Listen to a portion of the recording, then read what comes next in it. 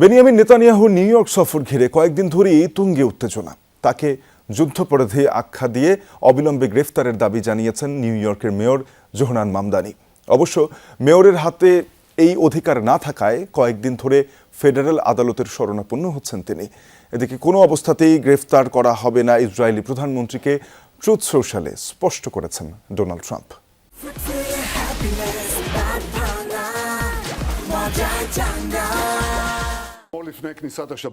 জাতিসংঘের সাধারণ পরিষদের অধিবেশনে অংশ নিতে আগামী সেপ্টেম্বরে নিউ ইয়র্ক সিটিতে যাওয়ার কথা ইসরায়েলের প্রধানমন্ত্রী বেনিয়ামিন নেতানিয়াহুর। শুরু থেকেই যার বিরোধিতা করে যাচ্ছেন শহরটির mayor Zohran Mamdani.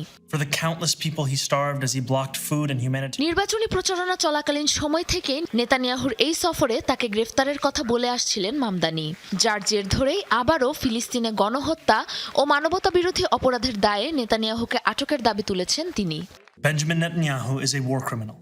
Benjamin Netanyahu একজন যুদ্ধাপরাধী, ফিলিস্তিনে ভয়াবহ গণহত্যার মূল কারিগর। ৭৩,০০০-এরও বেশি মানুষকে হত্যা, হাজারো শিশুকে পঙ্গু করে দেয়া, খাদ্য মানবিক সহায়তা পৌঁছাতে বাধা দিয়ে অসংখ্য মানুষকে অনাহারে থাকতে বাধ্য করা, শত শত ত্রাণকর্মী ও সাংবাদিক হত্যার দায়ী তিনি, আর এসব মার্কিনীদের অর্থে দেয়া বোমার আঘাতে।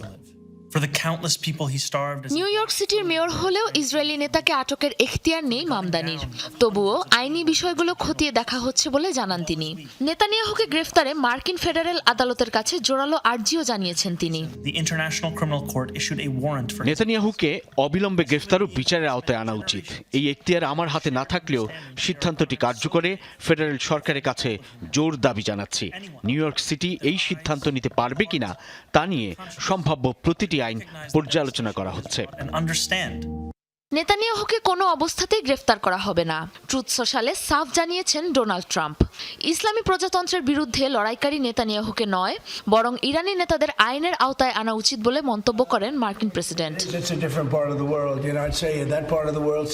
ইসরায়েল হামাস যুদ্ধবিরতির ৮ মাসেরও বেশি সময় পার হয়ে যাওয়ার পরও বিচার বহির্ভূতভাবে শিশুসহ ফিলিস্তিনিদের হত্যা করে যাচ্ছে ইসরায়েল। গাজায় মানবতাবিরোধী কর্মকাণ্ডের অভিযোগে ২০২৪ সালের ২১ নভেম্বর নেতানিয়াহুর বিরুদ্ধে গ্রেফতারি পরোয়ানা জারি করে আন্তর্জাতিক অপরাধ আদালত। সাবরিনা নুসরাত, যমুনা নিউজ।